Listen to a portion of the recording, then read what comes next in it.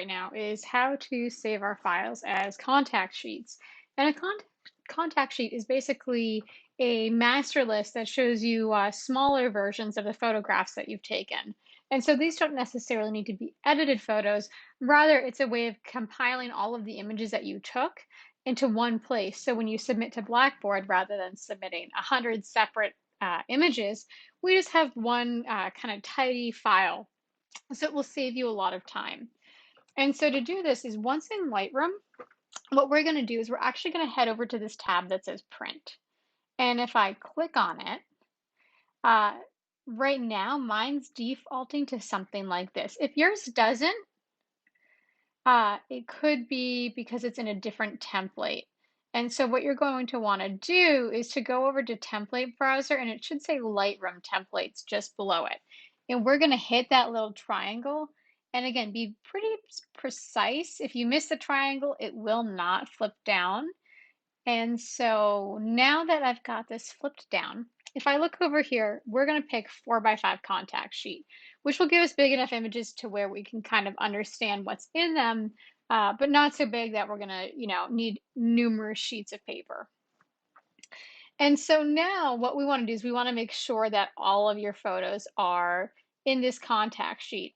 And so if you log in and it only looks like this, you only have one image, all you have to do is go down to your scroll bar at the bottom. And with one of the photos selected, just then hit Command A.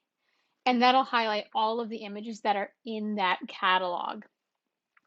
Once all of your images are edited or are selected and show up here, the next thing we're going to do, we're going to go over to this little sidebar over here.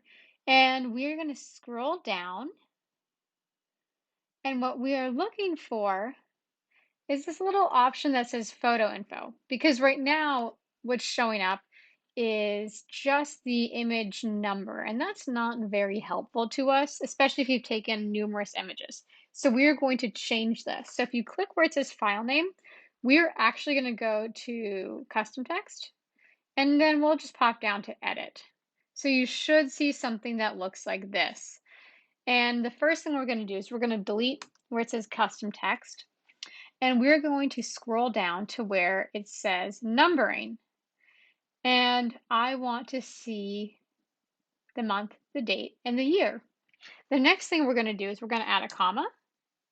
And then we're going to come back down to numbering and scroll down to where it says hour, comma, and then one more time, minute. Once we have a layout that looks just like this, we will hit done. And you should see something like this at the bottom of your of all of your thumbnail images. Now, if the text is too big or too small, you can adjust the font size to make it more readable. That's up to you. And once complete, all we have to do is export this as a JPEG. And so to do that, we're going to scroll down and you should see something that says print to. And we don't want to print this to a printer.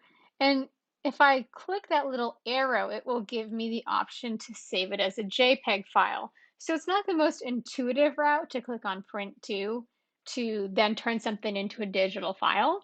But that's one of the quirks of using this software. So again, print to, click the drop down, hit JPEG file, and then again on that list of intuitive options, if I scroll down, you'll see it says print to file, which is really its way of saying exporting to or saving as JPEG. So if I hit this, I should get my little dialog box popping up. And at this point, you can then save it to the correct folder, which should be one with your name on it. And give it a name. I suggest naming it something related to your project.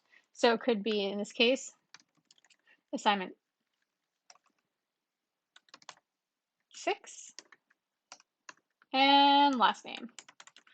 And once you have that done, you can hit save, and that contact sheet will then be prepared as a JPEG in that file folder. Just be mindful, it might take a minute. It's going to have to think about it because it is a lot of images. And once that is loaded, you are all set.